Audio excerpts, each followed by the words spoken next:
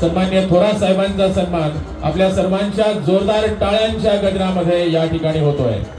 आपल्या सर्वांच्या जोरदार टाळ्यांच्या गजरामध्ये सन्माननीय थोरात साहेबांचा सन्मान या ठिकाणी होतोय आणि यानंतर सन्माननीय लोकसभा सदस्य संसद ही नम्र विनंती आहे, जोरदार टाळ्यांच्या गजरामध्ये आपण सुप्रियाताईंचा सन्मान या ठिकाणी करणार आहोत।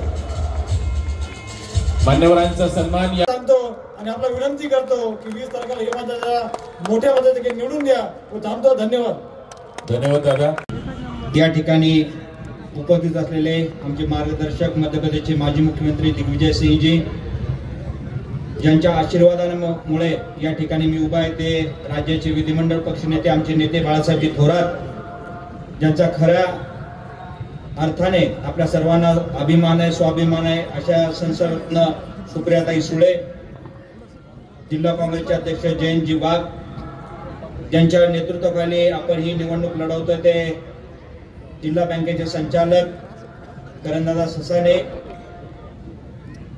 सचिनदादा गुजर, घनश्यामअण्णा शेलार, महाराष्ट्र प्रदेश युवा काँग्रेसचे उपाध्यक्ष दीपालीताई ससाने, प्रशांत ओगले, उपस्थित बाबासाहेबजी दिघे, सुधीरप्पा नवले, ज्ञानेश्वरजी मुरकुटे, वंदनाताई मुरकुटे, संजयजी पंड, अंजुमभाई शेख, आशाताई दिघे, अण्णासाहेब डावकर म्हणून या ठिकाणी विनंती करतो। आणि पुढे येणाऱ्या काळामध्ये आपल्या शेतकऱ्यांचा विषय असेल, त्याविषयी प्रश्न असतील, पाण्याचा प्रश्न आहे, हमी भावाचा प्रश्न आहे, या ठिकाणी शेतकऱ्यांचे संबंधित जे पदार्थ आहेत त्यांच्या प्रक्रिया उद्योगाला चालना दिली पाहिजे, त्याचबरोबर शेतकऱ्यांचे वीज पुरवठाही नियमित झाला पाहिजे, यासाठी आम्ही संघर्ष करणार आहोत। आपल्या परिसरातील युवक हे खूप शिकलेले आहेत, परंतु रोजगाराचा फार गहन प्रश्न आहे। या रोजगाराच्या प्रश्नामध्येही आपल्याला निश्चित काम करायचं आहे। श्रीरामपूरमध्ये MIDC आहे, MIDC मध्ये नवीन उद्योग आले पाहिजेत, यासाठी आपण प्रयत्न करणार आहोत। मागच्या वर्षी आम्ही युवकांना रोजगार मेळावा आयोजित केला होता, यामध्ये जवळपास आपल्या तालुक्यातील 2700 युवकांना नोकऱ्या देण्याचा आम्ही प्रयत्न केला आणि त्या नोकरी करत आहेत, याचा आम्हाला अभिमान आहे। त्याचबरोबर आपला ग्रामीण आणि शहरी भागामध्ये रस्त्यांची खूप दयनीय अवस्था झालेली आहे। या रस्त्यांच्या अवस्थेला जबाबदार हे सध्याचे लोकप्रतिनिधी आहेत, ज्यांच्या न केलेल्या कामामुळे 32 गावांमध्ये, राहुरी तालुक्यातील 32 गाव असतील, आपल्या श्रीरामपूर तालुक्यातील 52 गाव असतील, यांचा आमचा 4 वेळा दौरा झालेला आणि 4ही वेळेस लोकांची एकच ओरड होती आणि मागणी होती की आमची रस्त्याची अवस्था खूप वाईट झाली आहे, आम्हाला बाकी काही नको परंतु रस्ते द्या। त्यामुळे लक्षात येत नाही की रस्त्यात खड्डा आहे की खड्ड्यात रस्ते आहेत। आपल्या शहरामध्ये हीच अवस्था आहे आणि थोडं देवळाली प्रवरा या नगरपालिकेमध्ये हीच अवस्था आहे। त्यामुळे आपल्याला येणाऱ्या काळामध्ये आम्ही त्याच्यामध्ये जास्त लक्ष घालू। आपल्या तालुक्यामध्ये शिक्षण व्यवस्थेमध्ये फार महत्वाची गरज आहे ती इंजिनिअरिंग कॉलेज झालं पाहिजे, मेडिकल कॉलेज झालं पाहिजे। मेडिकलच्या फॅसिलिटी ज्या पद्धतीत आपल्याला पाहिजे त्या अवेलेबल नाही आहेत, त्यासाठी आम्ही काम करणार आहोत। आपल्या श्रीरामपूर तालुक्यामध्ये रिटायर्ड झालेले लोक खूप आहेत, जुनी पेन्शन योजनेसाठी खूप लोक भेटतात। सरकार 100% महाविकास आघाडीचं येणार आहे आणि त्यामध्ये जुनी पेन्शन योजना लागू करण्यासाठी आम्ही 100% प्रयत्न करू। त्याचबरोबर आपल्या तालुक्यामध्ये आशा वर्कर असतील, बाकीचे शालेय पोषण आहाराच्या महिला आहेत, यांचे खूप प्रश्न आहेत, त्याच्यामध्ये आम्ही निश्चित प्रयत्न करू। एकच जाता म्हणेल की काँग्रेस हा एक विचार आहे, काँग्रेस म्हणजे सर्वांना बरोबर घेऊन जाण्याचा एकात्मिक भाव आहे, काँग्रेस म्हणजे एकता, बंधुता, समानता, न्याय आहे, काँग्रेस म्हणजे दीन दलित सर्व 12 बलुतेदार 18 पगड जाती यांना सोबत घेऊन जाणारा बंधुत्व भाव आहे, काँग्रेस म्हणजे सर्व धर्म समभाव आहे। मी आपल्याला विनंती करेल की आपण जो माझ्यावरती विश्वास टाकणार आहात आणि टाकत आहात त्याला मी तडा जाऊन देणार नाही। श्रीरामपूरच्या भल्यासाठी, श्रीरामपूरच्या विकासासाठी मी पूर्ण शक्तीने उभा राहील आणि आपल्या श्रीरामपूर जिल्हा होण्यासाठी जी काही ताकद लावावी लागेल ती पूर्ण ताकद आपण लावू, कारण श्रीरामपूर जिल्हा झाला पाहिजे हा तुमचा आणि आमचा जिव्हाळ्याचा प्रश्न आहे। गेल्या 17 वर्षापासून इथे राहत असताना आपल्या सर्वांशी एकरूप होऊन हे काम करता आलं।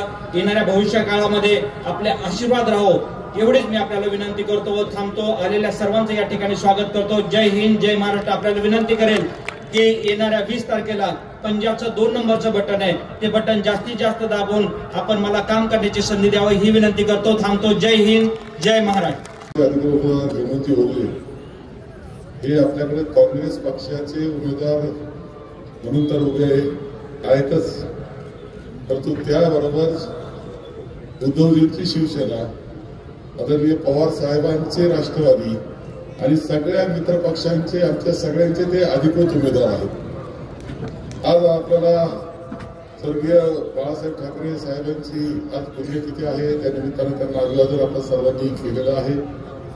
तर हेमंतजी ओगले तरुण कार्यकर्ता, अत्यंत धडपडणारा कार्यकर्ता, चिवट लावणारा कार्यकर्ता आहे असं म्हणलं तरी वावगं ठरणार नाही.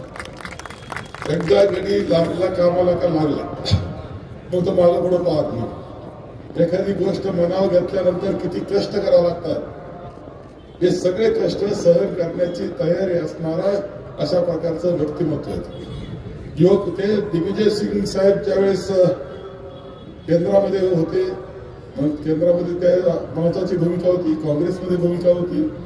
दिग्विजय सिंग साहेब 10 वर्ष मध्य प्रदेशचे मुख्यमंत्री राहिलेले, आता खासदार आहेत. आणि हा हेमंत त्यांच्यापर्यंत कसा पोहोचला मला माहित नाही. तर एवढ्या मोठ्या माणसाचं एवढं मन मोठं जिंकलं त्यांनी. आज दिग्विजय सिंग आपल्या मुलाप्रमाणे त्याला सांभाळतात. हे सोपं आहे काय? बिलकुल सोपं नाही. हे हेमंत ओगलेच करू जाऊ. खरं त्यांच्यावर वर्ष 2-3 वर्ष त्यांनी सातत्याने बरोबर काम केलं. कामातून त्यांचं मन जिंकलेलं लक्षात घेतलं पाहिजे आपण. असा हा हेमंत ओगले आहे. तुमच्याकडे आता मी पाहिलं मागच्या 8-10 वर्षापासून तो काम करतोय. मागे तिकीट मागितलं होतं, पण म्हणलं अजून गडी कच्चा आहे, अजून थोडं काम करू द्या. आता मात्र पक्का झालाय असं माझं पक्क मत आहे. उमेदवारी करता योग्य झाला. पूर्वी परीक्षा करून घेतली आम्ही, काही ठेवली नाही. पूर्वी परीक्षा झाल्यानंतर हेमंत ओगलेला तिकीट मिळालेलं आहे. आणि सगळ्यात महत्वाचं की आमच्या ज्यावेळेस खरगे साहेब आम्ही सगळेजण बसलो होतो, चर्चा सुरू होती. नानाभाऊ पटोलेजी होते आमचे अध्यक्ष, वडेट्टीवारजी होते, केसी वेणुगोपालजी होते. सगळ्यामध्ये ज्यावेळेस चर्चा चालली होती श्रीरामपूरच्या याची, त्यावेळेस सगळ्यांचा एक प्रश्न की युवक काँग्रेस पासून जो मुलगा काम करतोय, काँग्रेसचं मनापासून काम करतोय, त्याला नाकारू नका, त्याला टाळू नका, त्याला संधी द्या. हा सगळ्यांचा एक मताचा निर्णय या निमित्तानं झालेला आहे. खरंय की ज्यावेळेस श्रीरामपूर तालुक्याचा विचार आम्ही करतो, आदरणीय अण्णासाहेब शिंदे साहेब आपल्या श्रीरामपूर मधूनच खासदार झाले, मंत्री ते राहिले. आदरणीय गोविंदराव आदेक साहेब सुद्धा आपले आमदार राहिले, मंत्री राहिले. एक नव. आणि या सगळ्यानंतर खऱ्या अर्थाने या श्रीरामपूरमध्ये काँग्रेस कोणी सांभाळली असं म्हटलं तर जयंतराव ससानेंनी सांभाळली असं एकमेव उत्तर. जयंतराव ससाने आमच्यावर आमदार होते, आम्ही जिल्हा काँग्रेसचे अध्यक्ष केले होते. असं व्यक्तिमत्व की ज्याने जिल्ह्यामध्ये काँग्रेस म्हणून सुद्धा खूप चांगलं काम करत होते. ते करत असताना आमचे वाद असायचे. विखेंचे आमचे वाद काय आता नवीन असं काही समजायचं कारण नाही. त्या काळात होते. यावेळेस मी बरं केलं, तिकडे अडकून ठेवल्यामुळे तुम्हाला त्रास कमी झाला असं मला वाटतंय. मी त्रास कमी केला लक्षात ठेवा बरं का, तिकडे अडकून ठेवल्यामुळे. तिकडे थोडी मदत करा ना मला. असं काय सगळ्यांची मदत लागेल बरं का.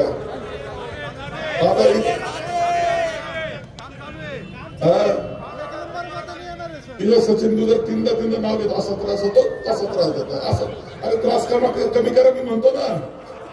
मी माझ्या श्रीरामपूरच्या सभेत लोकसभेच्या वेळेस म्हटलं होतो का नाही, काय म्हटलं होतो, एकदा विषय पुरा ऑपरेशन करून विषय संपवला पाहिजे असं सांगितलं होतं. ऑपरेशन करायला मी घेतलंय. तुमची मदत पाहिजे सगळ्यांची, जिथं जिथं मदत पाहिजे ते पाहिजे.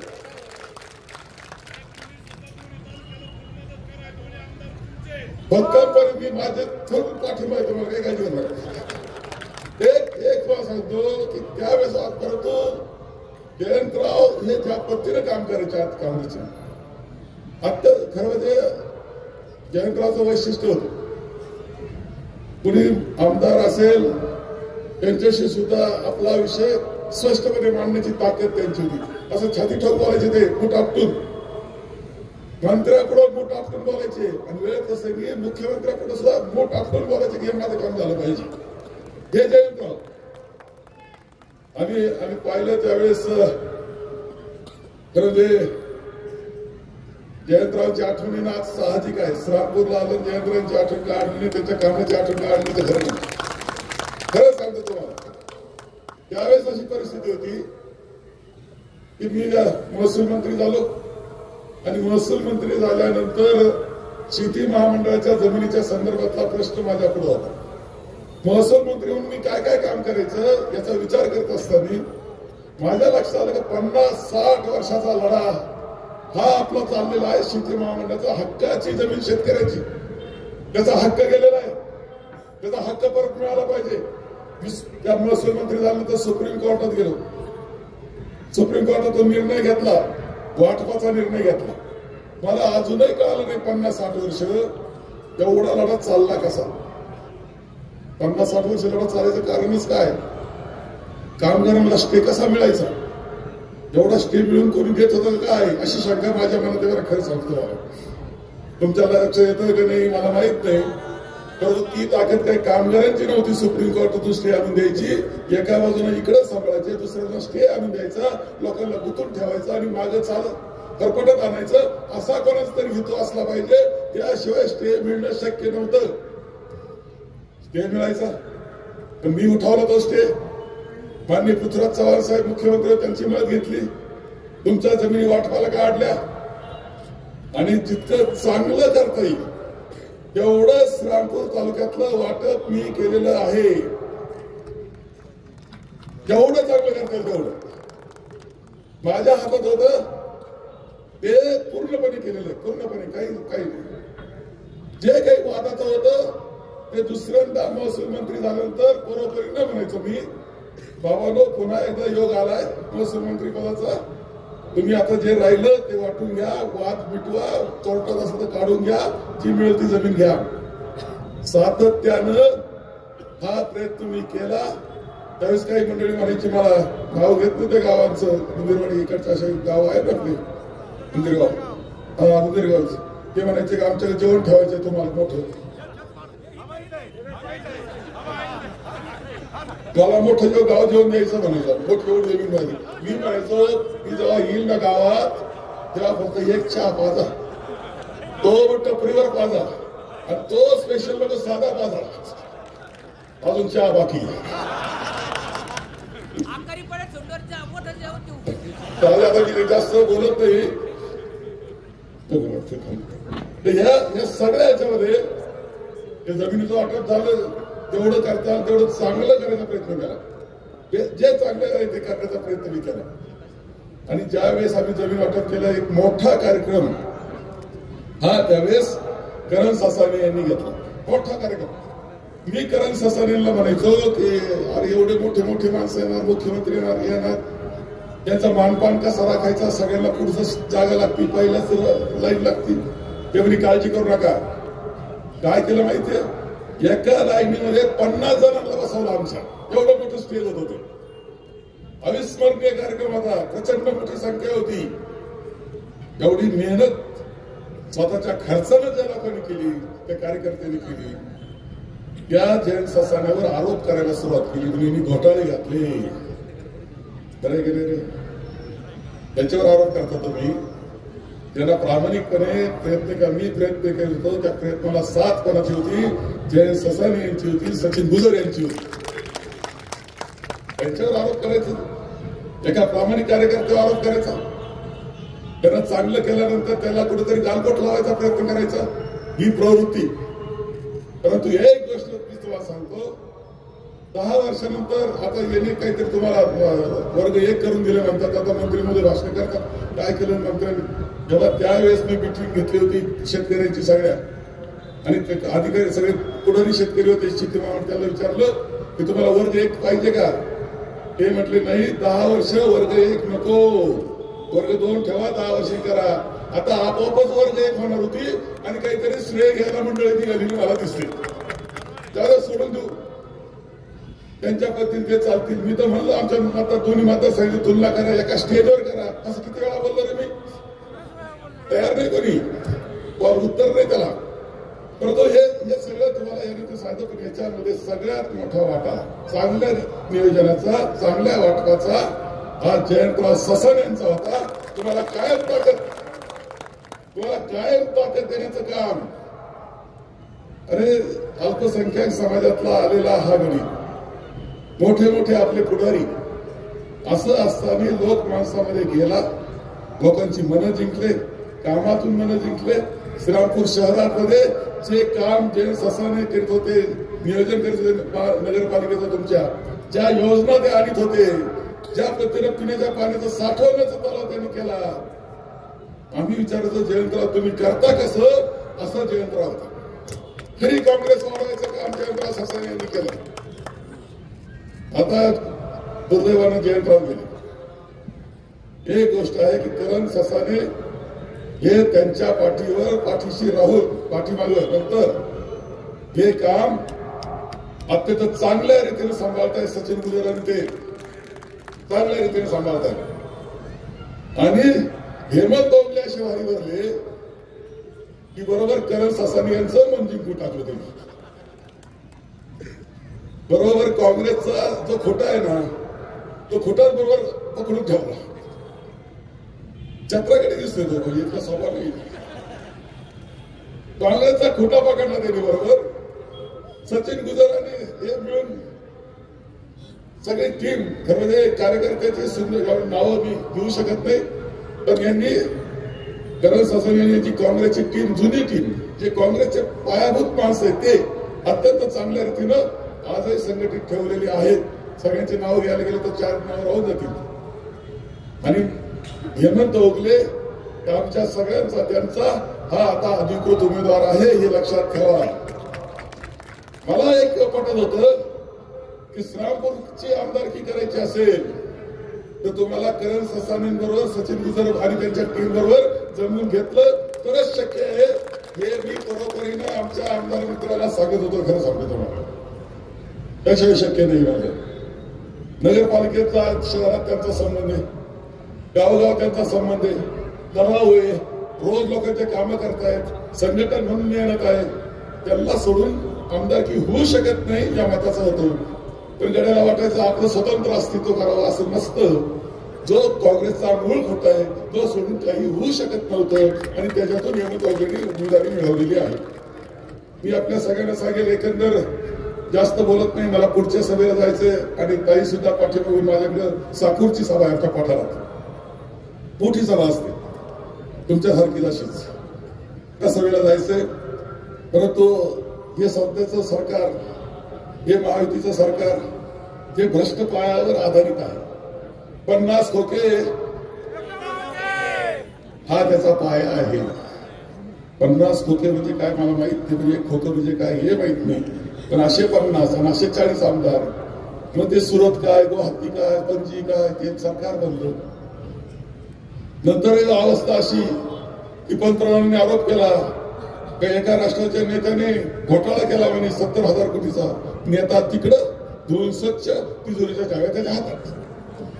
आता अशी गंमत झालेली आहे की सगळं मंत्रिमंडळ असंच आहे की ज्यांच्या इन्क्वायरी चालू होत्या, ज्यांच्या चौकशा चालू होत्या, ज्यांच्या मागे ईडी लागली होती, पिढा लागली होती, सगळे लागले होते, ते अख्खे गेले आणि आरामशीर झोप घ्यायला लागले. भ्रष्टाचार चालू झाला, मंत्रालय भ्रष्टाचाराचं केंद्र बनलं.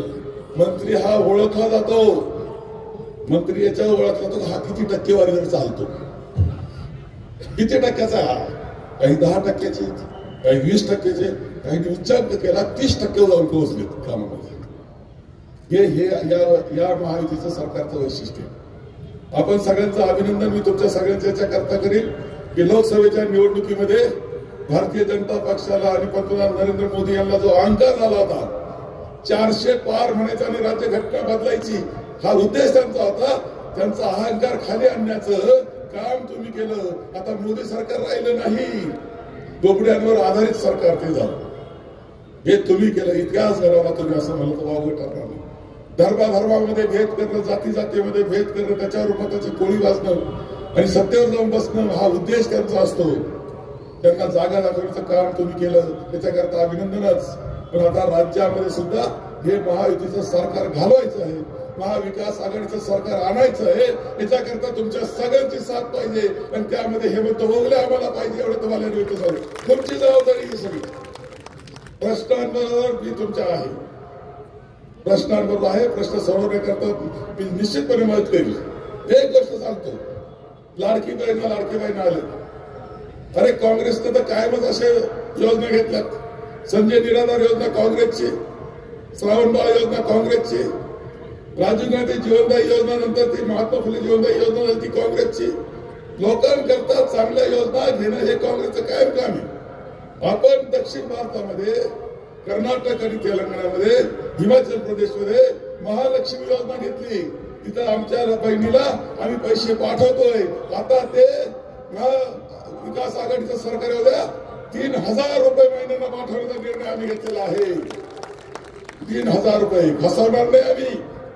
यांनी 15 लाख पाठवणार होते लोकसभेच्या वेळेस, आले का रे 15 लाख? अरे 2 कोटी नोकऱ्या देणार होते, आले का नोकऱ्या? शेतकऱ्याचं उत्पन्न डबल करणार होते, झालं का उत्पन्न डबल? फसवणं हा भारतीय जनता पक्षाची पद्धत आहे, आमची नाही. आम्ही या योजना चालवल्या त्या राज्यांमध्ये, चांगल्या पद्धतीने चालवल्या. आणि त्यामुळे पक्क सांगा की 3,000 रुपये महिन्याला आमच्या बहिणींना मिळणार आहेत. तुमचं 3 लाखाचं कर्ज माफ करणार आहोत. कर्ज शेतकऱ्याचं 3 लाखापर्यंत माफ करणार आहोत. 50,000 रुपये प्रोत्साहन आमदार देणार आहे. 25 लाख रुपये आता ते जीवनदायी आहे 5 लाखापर्यंत, ते 25 लाखापर्यंत करण्याचा निर्णय आपण घेतो आहोत. आणि बेरोजगार युवकाला 4,000 रुपये महिन्याला देण्याचा निर्णय, हे निर्णय राबवणार आहे.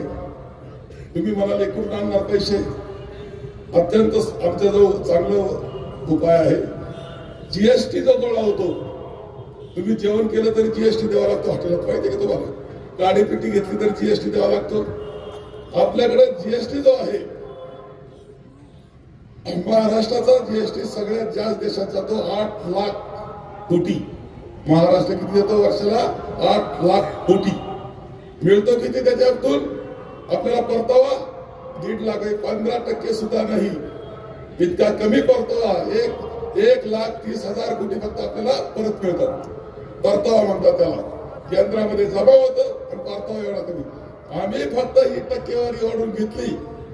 1.5 लाखाऐवजी 3 लाख 4 लाख करून घेतलं तर या योजना आमच्या भक्कमपणे पुऱ्या होणार आहे आणि ते आम्ही करून घेणार आहे. एवढं सुद्धा या निमित्तानं सांगतो. काही अडचण नाही आम्हाला. आमचे पैसे हक्काचे पैसे आम्ही मागणार आहोत, केंद्राकडे ते घेणार आहोत. अरे तुम्ही प्रकल्प पळवले, आमच्या बेरोजगार कोणाचे हाल केले. महागाई प्रचंड वाढलेली आम्हाला दिसते आहे. शेतकऱ्याचे प्रश्न वाढलेले आहेत. दुधाला भाव नाही, अशा प्रकारची परिस्थिती आहे. हे सगळे प्रश्न सोडवण्याकरता महाविकास आघाडी कटिबद्ध आहे. आपण सगळ्यांनी महाविकास आघाडीला, पंजाच्या चिन्हाला आणि हेमंत ओगलेंना मतदान करा. 2 नंबरचं वोट दाबून आपण सगळ्यांना हे सगळे प्रश्न सोडवण्याकरता आम्ही निश्चितपणे तुमच्या पाठीशी राहायची ग्वाही देतो. माझे 2 शब्द संपवतो आणि मला जाण्याची परवानगी आपण सगळ्यांनी द्या. मुख्यमंत्री होते, त्याच्यामुळे देशाच्या जडणघडणीत आणि उभारणीमध्ये जसं आपण आदरणीय पवार साहेबांचं नाव कौतुकाने घेतो, तसं दिग्विजय सिंगजींचंही मध्य प्रदेश आणि भारताच्या जडणघडणीत प्रचंड मोठं योगदान आहे. त्यांचं मी मनापासून महाराष्ट्रात स्वागत करते आणि त्यांचं मार्गदर्शन झाल्यावरच आपण सगळे इथून जाणार आहोत. आज हेमंत भाऊंच्या प्रचाराच्या निमित्ताने आपण श्रीरामपूरला आज सगळे जमलेलो. श्रीरामपूरला माझ्या आत्या हिनाताई जगदने राहतात. त्याच्यामुळे गेली अनेक वर्ष पवार कुटुंबाचे आणि या भागाचे ऋणानुबंधन राजकारणाच्या पुढचे. आणि तेवढंच नाही, या भागात ते जवळ अण्णासाहेब शिंदे असतील किंवा गोविंदराव आदित्यजी असतील, ज्यांनी काँग्रेसचा विचार श्रीरामपूर आणि महाराष्ट्रात जिवंत ठेवला आणि तो पुढे नेला, असे अण्णासाहेब शिंदे, गोविंदराव आदित्यजी आणि असंख्य काँग्रेसवर प्रेम करणाऱ्या, विश्वास ठेवणाऱ्या आपण उपस्थित मंडळींचं मी आज इथे मनापासून स्वागत करते. आणि ह्या दोघांना अतिशय विनम्रपणे मी श्रद्धांजली अर्पण करते. त्याचबरोबर आज योगायोगा बघा, आज आपण इथे जमलेलो आहोत आणि आपल्याला सगळ्यांना प्रिय आणि वंदनीय असलेले बाळासाहेब ठाकरे, आज त्यांनाही मनापासून श्रद्धांजली मी अर्पण करते. आज ते आता त्याच्यानंतर बोलणार आहे, त्यांचे माझे हे सगळे मला प्रोटोकॉलनी सिनियर आहे. आणि जसं बाळासाहेबांचे आणि आमचे कुटुंबाचे संबंध होते तसेच अधिक आणि शिंदे कुटुंबाबरोबर अनेक वर्ष एकत्र काम आदरणीय पवारसाहेबांनी या कुटुंबाने केलं. पण ज्यांच्याबरोबर मला काम करायची संधी मिळाली असे ससाणेजी यांनाही मी मनापासून, कारण का ते माझ्या वयोगटातले, माझ्या पिढीचे, या भागाचे एक महत्वाचे लोकप्रतिनिधी म्हणून त्याला शिर्डीच्या देवस्थानमध्ये काम करायची संधी मिळाली.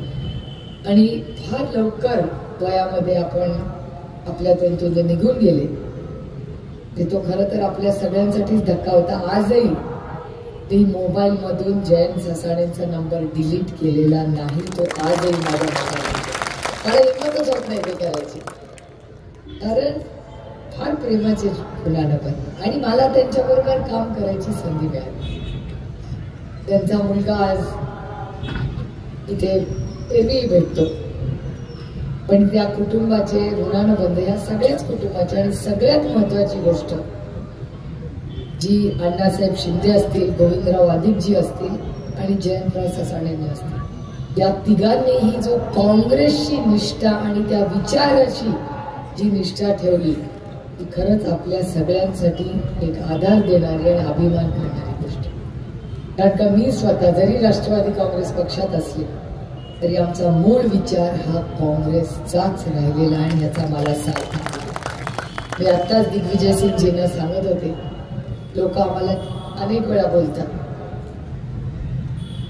की आदरणीय पवार साहेबांनी गेले 2-4 दिवस इलेक्शन झाल्यापासून सातत्याने सगळ्यांची तोफ ही आदरणीय पवार साहेबांवरच असते. आणि त्याच्यामध्ये अनेक वेळा पवार साहेबांनी असं केलं आणि तसं केलं. आणि मला गंमत एका गोष्टीची वाटते की ह्या सगळ्या आज जे विरोधक सातत्याने आदरणीय पवार साहेबांवर आरोप करतायत त्या सगळ्या आरोपातून एकच सिद्ध होतं की आदरणीय पवार साहेबांनी काँग्रेसचा विचार कधीही सोडला नाही. आणि त्यांनी काँग्रेस वेगळं घर केलं असेल पण दुसऱ्याच्या घरात जाऊन नाही बसले. वैचारिक भूमिका ही कधीही बदललेली नाही. आणि आजचा प्रचार हा खूप महत्वाचा आहे.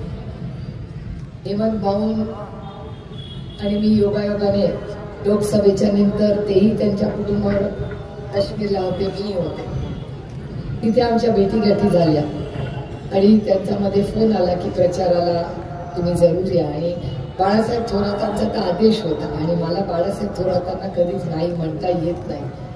कारण आज तर माझ्या स्वतःच्या मतदारसंघात दौंडला आदरणीय पवारसाहेब आहेत. ते आता 7 वाजता त्यांचं भाषण सुरू होईल. आणि मी रमेश अप्पा थोरातांची आणि पवारसाहेबांची परवानगी घेऊन इथे आलेली आहे. कारण का कुठली तरी एक सभा सोडावी लागत होती. पण मला बाळासाहेबांना कधीच नाराज करता येणार नाही, कारण ह्या राज्याचे खूप मोठे नेते म्हणून आम्ही बाळासाहेबांचा खूप मान सन्मान करतो.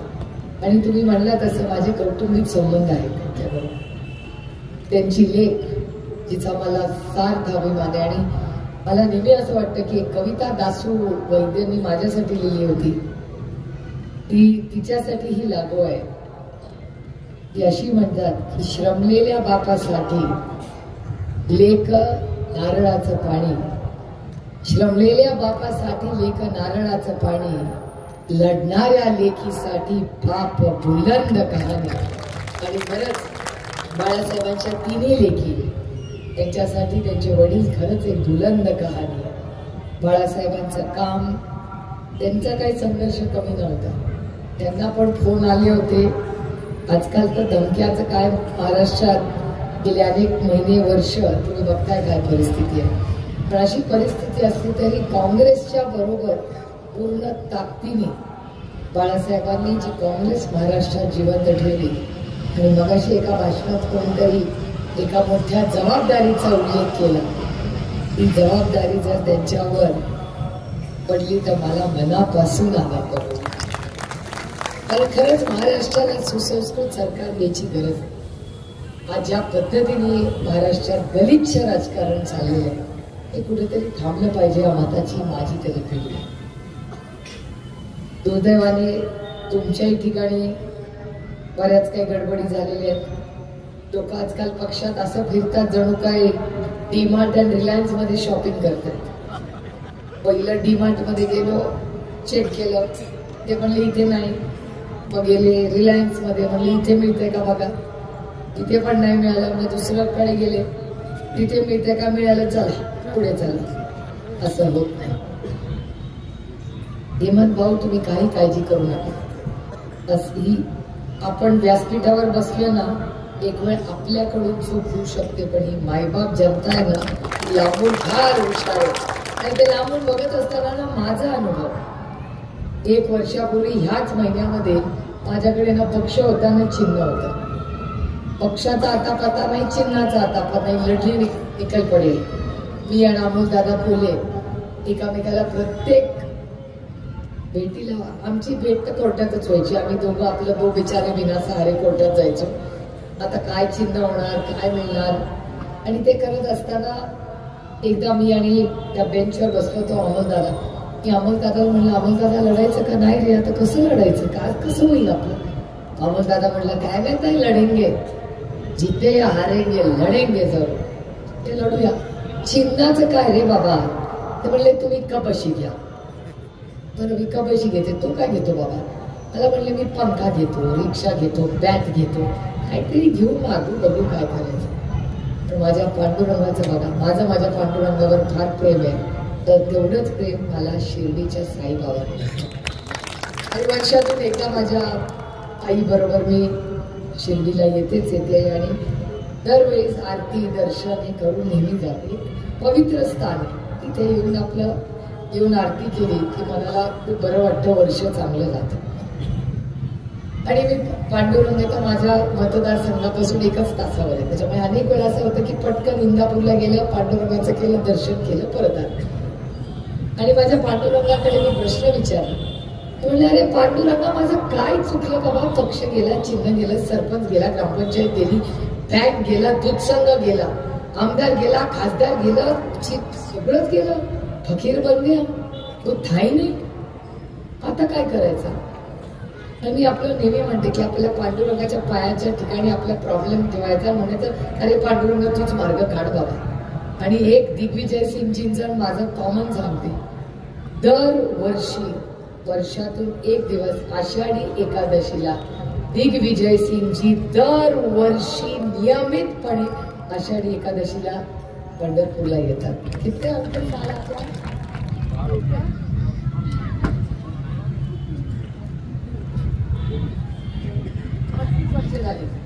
सलग 32 वर्ष ते येतात. 32 वर्ष म्हणजे एक वेळ आपण चुकू पण ते चुकणार नाही. 32 वर्ष दरवर्षी येतात ते. आणि माझ्या पांडुरंगाला मी म्हणलं की बाबा रे आता मी काय करू, कबशी घेऊ का काय करू, कशी लढू. आणि माझ्या पांडुरंगाच्या मनात काय होतं बघा. माझ्या पांडुरंगाने तुतारी वाजवणारा माणूस माझ्या पदरात पाडला. तुतारी कधी वाजते मला सांगा. तुतारी नेहमी चांगल्या कामासाठी, शुभ कामासाठी लागते. लग्न कार्य तुतारी, नवीन दुकान काढायचं तुतारी, मंदिर तुतारी, काहीही नवीन सुरू केलं तर तुतारीच वाजते. आणि जेव्हा छत्रपती शिवाजी महाराजांनीही युद्ध पुकारलं तेव्हा तुतारीच वाजली. त्याच्यामुळे तुतारीचं आपल्या भारतीय संस्कृतीमध्ये खूप मोठं योगदान आहे. आणि मी खरंच नगरच्या मायबाप जनतेचे मनपूर्वक आभार मानते की या नगरकरांनी ज्या पद्धतीने निलेश लंकेला जो आशीर्वाद दिलाय ना, खरंच तुमचं कितीही आभार मानले तरी कमीच आहे. आणि निलेश लंके त्याला कोणीतरी आरोप केला होता की हो तुम्ही कसे निवडून जाणार, तुम्हाला जर दिल्लीला जायचं असेल तर इंग्रजी यावं लागतं, नाही तर कोण दिल्लीत पाठवत नाही. त्यांना माहितीच नव्हतं नगरकरांची ताकद काय. English no English, Lanke going to Delhi असं तुम्ही केलं सगळ्यांनी. आणि गंमत अशी झाली आमचा निलेश लंके शपथविधी ठरलं, कोण काय करणार ठरलं. शपथविधी जायचं, असं जायचं, एकत्र गेलो आम्ही. शपथीला उभं राहिलो. मी सही करत होते, माझ्या नंतर त्यांची शपथ होती. एक माणूस इंग्रजीत बोलायला लागला. म्हणलं पार्लमेंटमध्ये इंग्रजीमध्ये कोण शपथ घेत आहे? वळून बघितलं तर निलेश लंके इंग्रजीमध्ये दिल्लीत शपथ घेत आहे. इंग्रजीमध्ये निलेश लंकेनी शपथ घेतली आणि तो दिवस आजचा एक साधा माणूस होता. निलेश लंकेच्याच प्रचाराला मी जेव्हा पारनेरला आले होते ना, निलेशने असे पैसे घेतले आणि असे दाखवले. मी खाली बसले होते, मी उठले, म्हणलं काय पैसे काय दाखवताय? तो इलेक्शन कमिशनवाला नोटीस पाठवेल तेव्हा खाली पैसे कुठून आणले पैसे? मला म्हणले पैसे आहेत. म्हणजे अरे हो, कशाला दाखवतोय? असे पैसे नसतात दाखवायचे. ते म्हणले ताई ते पैसे माझे नाहीत. म्हणजे अगो बाई मग कुणाचे आहेत? म्हणले ताई तू गरीब कष्ट करणारा माणूस आहे ना. त्यांनी मला ते आणून दिले. त्या पाकिटावर बूथचं नाव होतं, त्या व्यक्तीचं नाव होतं आणि त्याला त्या बूथच्याला 3000 रुपये पाठवले होते. कोणी पाठवले मी सांगणार नाही, तुम्ही ठरवा कोणी पाठवले. ज्यांनी पाठवले होते त्याचं तर काय झालं माहिती नाही, पण त्यांनी येऊन ते निलेश लंकेला दिले आणि सांगितलं निलेश भाऊ ह्याची गरज मला नाहीये, माझी इच्छा आहे तुमच्यासारखा इमानदार माणूस दिल्लीला जावा, हे घ्या पैसे तुमच्या इलेक्शन. अरे हा दिलदारपणा महाराष्ट्राच्या स्वाभिमानात. इलेक्शन येतील जातील, हेमंत भाऊ हे जे आमचे अनुभव आहेत ना, माझा, अमोल दादाचा आणि नगरचा, आणि पैसे नाही चालले. तो लोक म्हणतात त्यांनी पैसे वाटले, त्यांनी पैसे वाटले. जर नुसतेच पैशांनी इलेक्शन झालं असतं तर सुप्रिया सुळे कधीच निवडून आली नसती ना. अमोल कोल्हे आला असताना निलेश लंके आले. आमचे 10 पैकी 8 खासदार आले. 8 सगळी गेली होती, सगळी कोणीच राहिलं नव्हतं. फक्त पवार साहेब आणि आम्ही 10, कोण नव्हतं. आणि 9वी पण आमची आली होती. अजित पवारने परवा टीव्हीवर सांगितलं की 9वी, हे माझे शब्द नाही, ते मीडियावाले दाखवणार असं तर पुरं रेकॉर्ड करा. अजित पवारांचं स्टेटमेंट आहे, माझं नाही, पूर्ण ऐकून घ्या. अजित पवारचं स्टेटमेंट असं आहे की सातारीला पण आम्ही ती पाणी ठेवली होती, त्याच्यात मतं पडली म्हणून राजे वाचले, नाहीतर राजे हरले असते असं मी म्हणत नाहीये अजित पवार. म्हणजे याचा अर्थ आमचे 9 आले रेडीचा डाव खेळतात. खरंच रेडीचा डाव खेळतात. ते पोस्टर पण पाहिली मी त्यांची, ते पण असतील कोण त्यांना मतदान करणारे. मग ते एक सांगते की ते मत दिलं तर मत वाया जाईल, कारण का कोर्टात केस चालू. मी सोडणार नाही, हे माझ्यासाठी मागत नव्हते. स्वतःहून मागितलं असतं तर दिलदारपणे जे मागितलं असतं ना सगळं देऊन टाकलं असतं. पण जर ओरबाडून खेचून घेतला तर नाही, कारण का हा देश कुणाच्या आणि अदृश्य शक्तीच्या मनमानीने चालत नाही. तो भारतरत्न डॉक्टर बाबासाहेब आंबेडकरांच्या संविधानाने हा देश चालणार, ते त्यांच्या ध्यानात आलं पाहिजे. मी एक पोस्टर बघितलं, त्याचं चिन्ह बघितलं, सगळं बघितलं, त्याच्यात ते चिन्ह न्याय प्रविष्ट आहे, हे सगळ्यांनी लक्षात ठेवलं. आता पक्षचिन्ह आहे त्यांच्याकडे, बरीच पुढे मागे करतायत. आणि एक सांगते, एकदा लढाईला उतरलो ना की नो कॉम्प्रोमाइज, कारण काही आता लढाई तत्वाची. नाती गोती घरात, उंबरठ्याच्या आत नातं, उंबरठ्याच्या बाहेर आम्ही सगळे प्रोफेशनल. जेव्हा कोर्टात आमच्या 80 वर्षाच्या वडिलांना उभं केलं तेव्हा यांना वाटलं नाती गोती दिसत नव्हती. ही सगळी इथली पण येत होती दिल्लीला, बरीच येत होती इथली पण दिल्लीला. माझे 80 वर्षाचे वडील त्या इलेक्शन कमिशन मध्ये उभे होते आणि इथली सगळी महाराष्ट्रातली बरीच युवा पिढी तिथे बसायची, हसायची आमच्याकडे बघून आणि म्हणायची हे तर हारणारच आहे. त्यांना कसं माहिती हो आम्ही केस हारणार आहे? हारलो केस तो भाग वेगळा, पण यांना आधीच माहिती होतं आम्ही केस हारणार आहे. हारेंगे या जीतेंगे लढेंगे जरूर, कारण लढणाऱ्यांचाच इतिहास लिहिला जातो, रडणाऱ्यांचा लिहिला जात नाही. त्याच्यामुळे ही लढाई चालू राहील. आता कोर्ट म्हणतं मिळालंय ना तुम्हाला तुतारी वाजवणं, मारू जिंकताय ना, कशाला आता पाहिजे? ते मला नकोच आहे, ते घेऊन गेलेत लख लाभो. पण ही लढाई आता ते चिन्ह आणि पक्ष हवाय म्हणून मला नको, ही नैतिकतेची लढाई. आणि नैतिकतेसाठी मी लढणार, कारण का अदृश्य शक्तीने जे आमच्या बरोबर आणि सेनेबरोबर केलं ते कधीही दुसऱ्याला होऊ देणार नाही, म्हणून मी हे लढते. आमच्यावर अन्याय केला, ठीक आहे, लढले मी, पण आज नंतर या भारतात दुसरा कोणीही अदृश्य शक्तीने दुसऱ्याकडून पक्ष हिसकावून घेता कामा नये, याच्यासाठी माझी लढायचं. आणि कोणीतरी लढलं पाहिजे. सगळीच घाबरली तर काय होणार? आता अर्धे घाबरून गेले तिकडे. आता दिग्विजय सिंगजींना कसं सांगू, आपल्या राज्याची इज्जत काहीतरी ठेवायची का नाही, म्हणून जरा कमी आक्रमक बोलते. त्यांना काय वाटेल, ही मराठी माणसं जरा ईडीचं आलं नोटीस की फळतायत सगळे. आमचं राज्य हे इमानदार स्वाभिमानी माणसांचे. थोडी असतील 50 खोके एकदम ओकेवाली, पण आमचे हे खोकेवाले नाही. खोकेवाले तिकडे नाही. आम्ही स्वाभिमानी मराठी माणसं आहोत. अर्धी भाकरी खाऊ पण स्वाभिमानाने जगू. ना दिल्ली के सामने झुके आहे ना कभी झुकेंगे. त्यामुळे आम्ही स्वाभिमानाने लढू. त्यामुळे हेमंत भाऊ तुम्ही काळजी करू नका. अहो, निष्ठाची आयुष्यात शेवटी टिकू. पक्षाने तुम्हाला निर्णय दिला, दुसऱ्यांना द्यायचं असतं थांबू शकत होते. पक्षाने दुसरा मान सन्मान केला असता, आम्ही आघाडी म्हणून केला असता, म्हणून लगेच काही शॉपिंगला म्हणून जात नाही. म्हणून हेच दुर्दैव आहे. मी बाळासाहेबांना म्हणलं, यांना तिकीट मिळालं नसतं तर त्यांना ते कॅन्डिडेट असते तर त्यांना तर कॅन्डिडेट पण मिळालं नसतं. बरोबर आहे की नाही? म्हणजे आधीच्यांना इथूनच तिकीट मिळालं असतं तर समोरच्यांना कॅन्डिडेटच मिळाला नसता. कारण काय, यांनी काय पक्ष सोडला नसता. हा निष्ठावान माणूस आहे. अन्याय झाला तरी जागेवर बसणार. आणि मी तुम्हाला सांगते, शेवटी निष्ठाच कामाला. अहो, जेव्हा आयुष्यात बाहेर फिरतो ना, तेव्हा लोक ज्या नजरेने आपल्याकडे बघतात ना, तेव्हा कळतं मला भांडायला कधीच येत नाही. आणि गरजच नव्हती. घरातला करता पुरुष सगळा बघायचा. एक बहीण म्हणून एक पाऊल मागे राहण्यात मला कुठला कमीपणा नव्हता. मला अभिमान होता.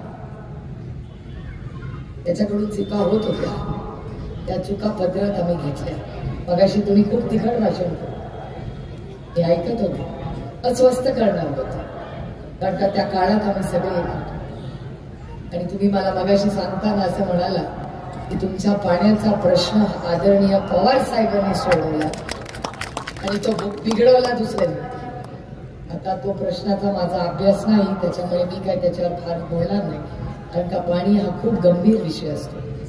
पण मी गंमत म्हणून तुम्हाला गोष्ट सांगते आणि माझं भाषण होते की ते वेगवेगळ्या जिल्ह्यात जाऊन वेगवेगळी भाषणं करतात. आंबेगावला ते पाण्याबद्दल म्हणले की भोगदा करणार नाही, आणि पारनेरला येऊन म्हणाले की मी भोगदा करणार. आता तेच आंबेगावचं पाणी पारनेरला येणार आहे, म्हणजे भोगदा होणार का नाही होणार? तुम्ही आंबेगावला गेलं की भाषण करता की पाणी जाऊ देणार नाही, आणि पारनेरला येऊन सांगता आम्ही तेच पाणी देणार. कसा माणसाने विश्वास ठेवायचा? एक काहीतरी तत्व. माझं म्हणणं आहे, भोगदा करायचा नाही करायचंय, कसं करायचंय, सगळे आमदारांनी एकच बसायचं. हेमंत भाऊ तुम्ही आमदार होणारच आहात, मला काय त्याच्यात काही मात्र शंका वाटत. कारण का श्रीरामपूरचे लोक आहेत. श्रीरामपूर रामाचं नाव आहे आपल्या गावात. आणि मी नुसतं प्रभू श्रीराम कधीच म्हणत नाही, मी मर्यादा पुरुषोत्तम राम म्हणते.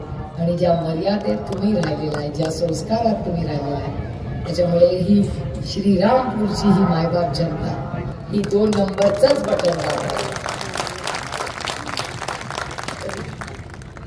राम पूर 2च आहे, रामाचं 2च अक्षर आहे. आपलं 2 नंबरला बटन आहे ना, आपला हाताचा पंजा 2 नंबर, बरोबर. अशासाठी मतदान करायचं. मी तुमचं भाषण ऐकलं म्हणून सुचलं मला. रस्ता, पाणी, वीज सेवा 2 नंबरचं बटन. आता MIDC 4 होतं, 2 + 2 4. दूध, क्या बात है. दूध ही शब्द तुम्हाला देते तुमच्या. आणि काय आणि बघा, दूध, कांदा, भाव.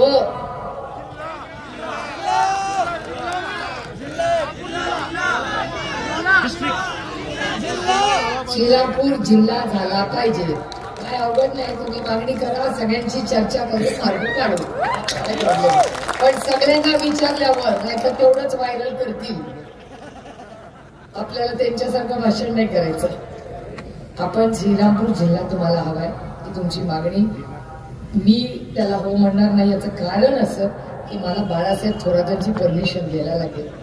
त्यामुळे मला तुमचा प्रस्ताव हा बाळासाहेब थोरातांपर्यंत नक्की मी घेईन. आणि तुम्हाला ज्या ज्या गोष्टी जिल्ह्यामध्ये ज्या सुविधा पाहिजे त्या सगळ्या सुविधा द्यायची ती जबाबदारी मी बाळासाहेब इथे नसते तरी घेईन. त्यामुळे आपल्याला 2 नंबरचं बटन दाबायचंय. चांगले जिथे जिथे 2 म्हणून तिथे सांगेन कांदा, दूध, भाव, सेवा, पाणी, रस्ता, न्याय हे सगळं तुम्हाला देऊ. तुम्ही फक्त आमच्या हेमंत भाऊंचं 2 नंबरचं बटन दाबा आणि पंजाब त्या शेजारचं बटन दाबून हाच हात आपल्या महाराष्ट्राची ताकद होणार आहे, ज्याच्या एका हातात मशाल आहे आणि दुसऱ्या हातात तुतारी आहे. आणि आपण सगळे एकत्र मिळून महाराष्ट्रात परिवर्तन घडवूया. आज बराच खरं तर उशीर झालाय. आपण दिग्विजय सिंग साहेबांचं भाषण आपल्याला ऐकायचंय. इथून पुढे त्यांना भोपाळला जायचंय. पण इतक्या लांबून फक्त हेमंत त्या प्रेमापोटी आशीर्वाद देण्यासाठी आले हे आपलं भाग्य. की विचार करा की भोपाळवरनं ट्रेन घेऊन हा बाबांनी इतकं चांगलं काम केलं असेल 2 वर्ष दिग्विजय सिंग साहेबांबरोबर की ते ट्रेन घेऊन आले, प्रचार करून परत झालाय. याचा सुसंस्कृत सुशिक्षित माणूस जो विचारामध्ये कधी गडबड करणार नाही, जागेवर स्थिर 2 स्थिर तात्या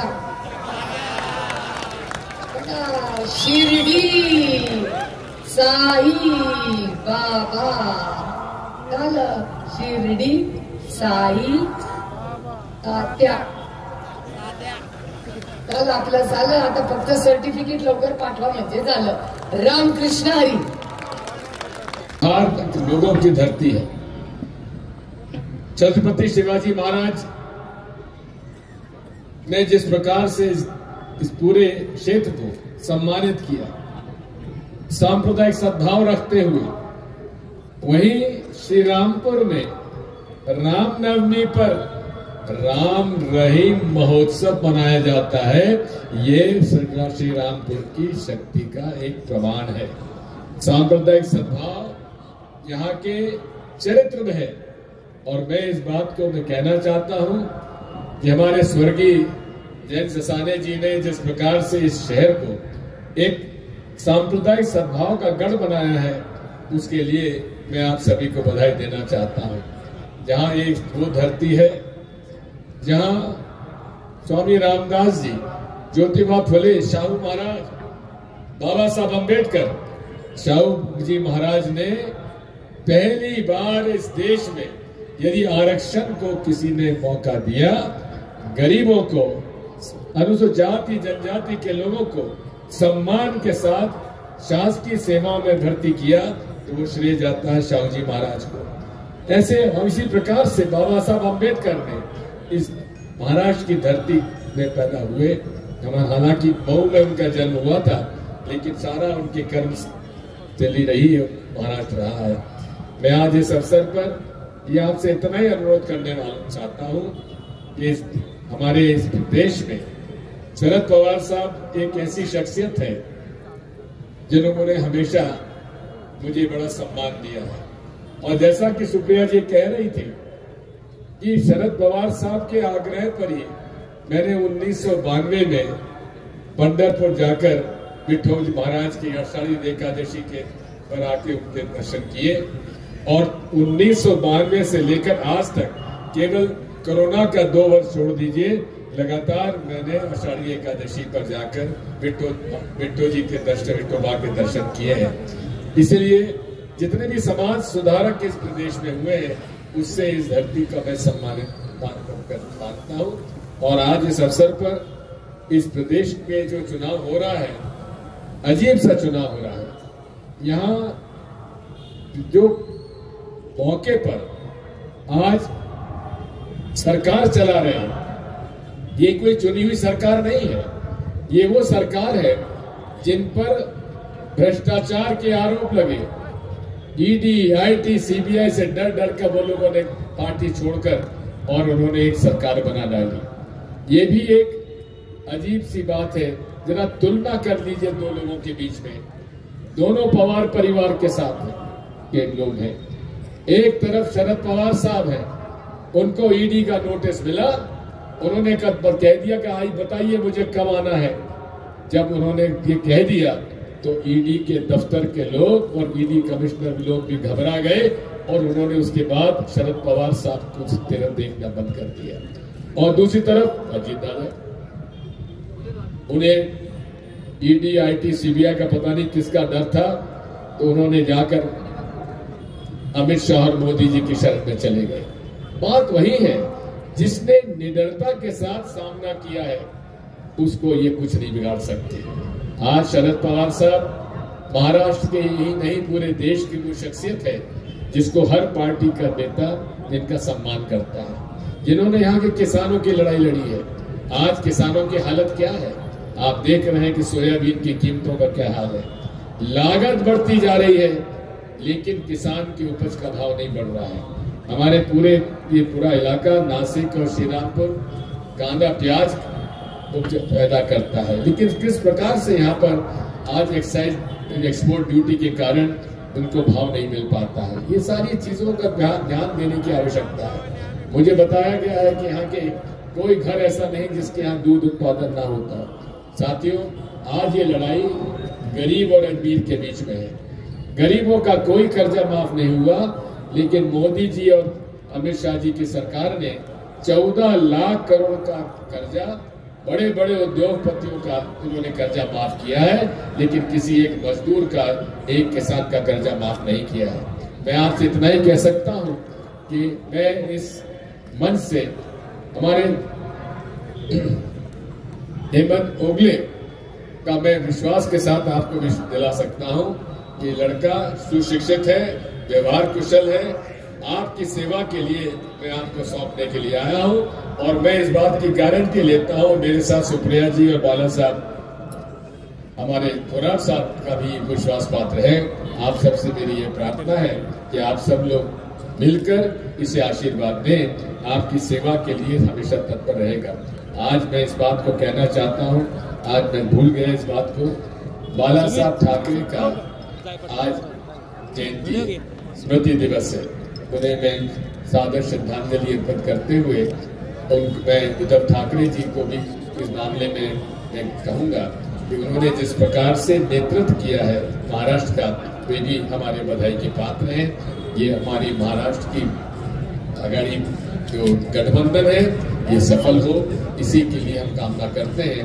आप सब लोगों ने मेरा भाषण सुना, आप सबको बहुत बहुत धन्यवाद। बोलो भारत माता की जय, महाराष्ट्र। धन्यवाद। मैं इसके बाद याच्यानंतर मी आपल्या मार्केट कमिटीचे सभापती सुधीरप्पा नवले यांना विनंती करतो, आपण या